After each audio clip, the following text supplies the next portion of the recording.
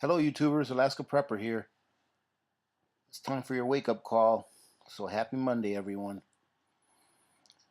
I will tell you all right now that I got this article from watching Adapt 2030.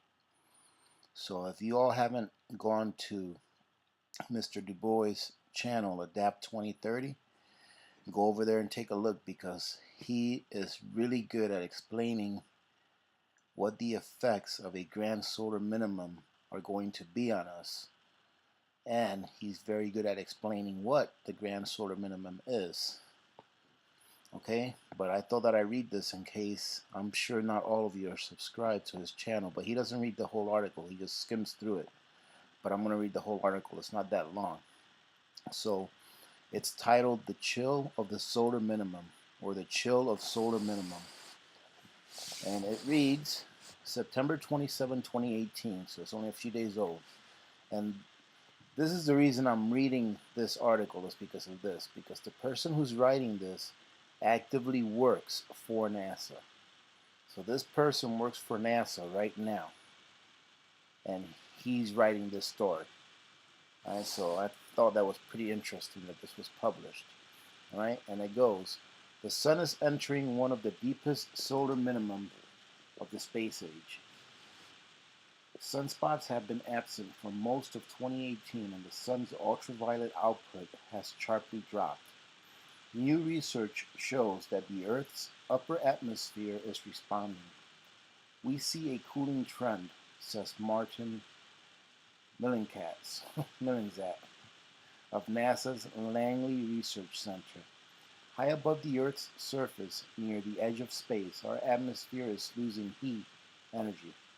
If current trends continue, it could soon set a space-age record for cold.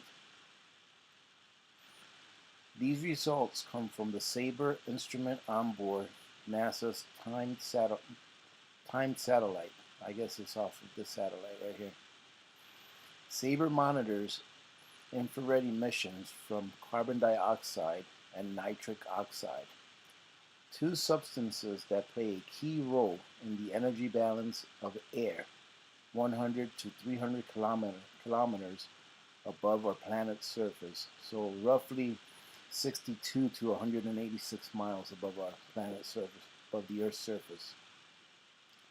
By measuring the infrared glow of these molecules, SABRE can assess the thermal state of gas at the very top of the atmosphere, a layer researchers call the thermosphere.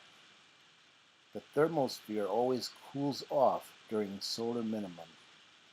It's one of the most important ways the solar minimum cycle affects our planet, explains Millingzat, who is the associate principal investigator for SABRE. When the thermosphere cools, it shrinks, literally decreasing the radius of the Earth's atmosphere. This shrinkage decreases aerodynamic drag on satellites in low Earth orbit, extending their lifetimes. That's the good news. The bad news is it always delays the natural decay of space junk, resulting in a more cluttered environment around the Earth.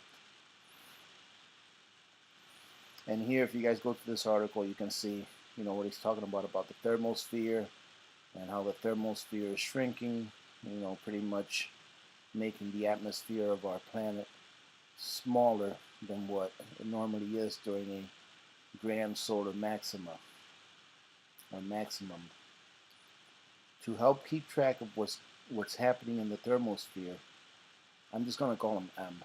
M and colleagues recently introduced the Thermosphere Climate Index, the TCI, a number expressed in watts that tells how much heat NO molecules are dumping, or NO molecules are dumping into space. During solar maximum, the TCI is hot. During solar minimum, it is low, which means cold. Right now, it is very low indeed, says M. SABRE is currently measuring 33 billion watts of infrared power from NO. That's 10 times smaller than we see during more active phases of the solar cycle. So what he's saying, ladies and gentlemen, right here in this little statement, the way I interpret it is that we're getting about 10 times less energy from the sun than what we have in the past when the sunspots were up, or when the sun was a little hotter. So right now it's in a cooling phase. Although Sabre has been in orbit for 17 years, M and colleagues recently calculated TCI going all the way back to the 1940s.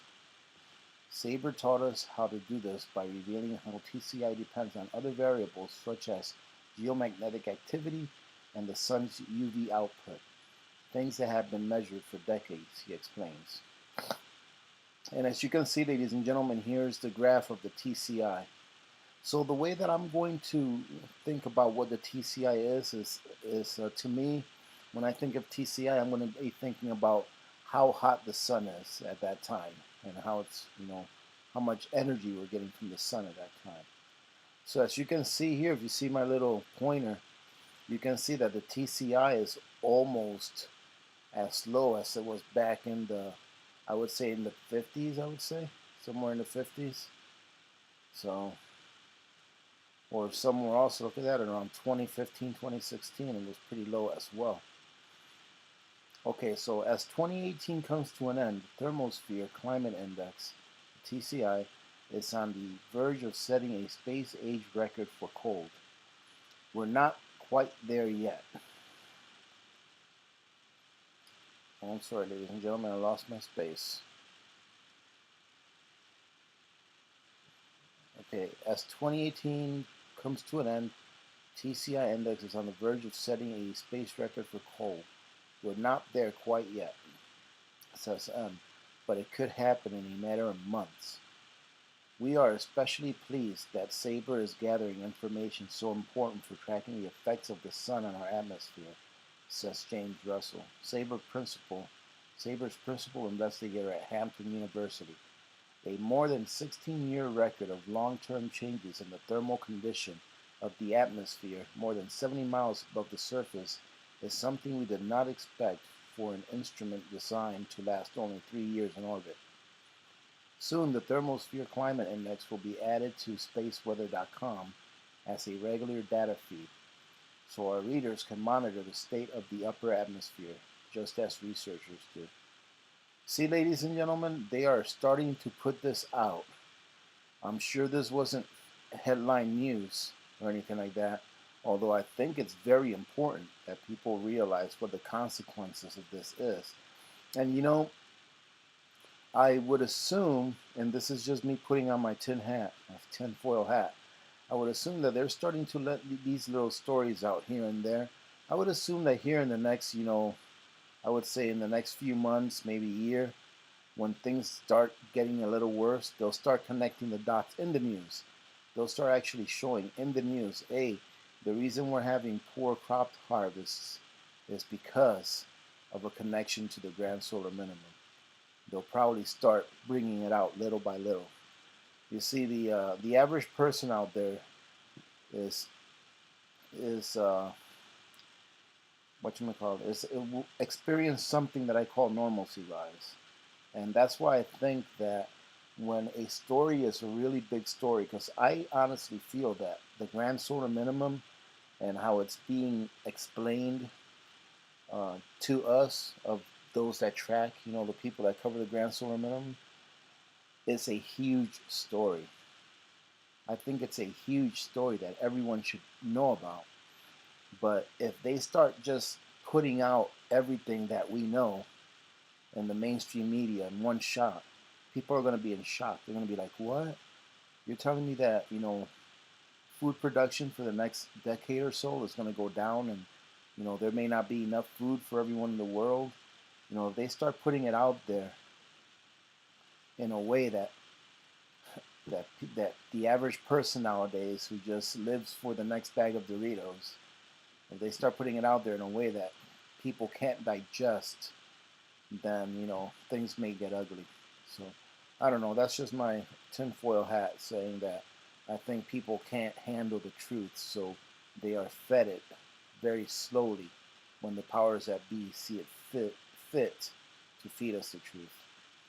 So, all right, ladies and gentlemen, that was your wake-up call. I hope you enjoyed the article. I'm going to go ahead and and save the address so that I can provide it for you guys in the description. So having said that, have a great Monday today. I hope you guys have a great week ahead.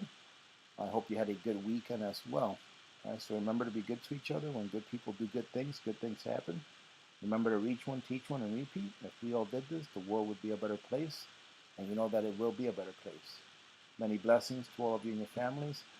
If any of you watching this video here didn't go to the Q&A for yesterday, for Sunday, make sure you get on that video, give it a like, make sure you're subscribed, and post a comment, and you'll be entered in a contest. Okay? All right, ladies and gentlemen, have a great day. Celeste Prepper, I'm out.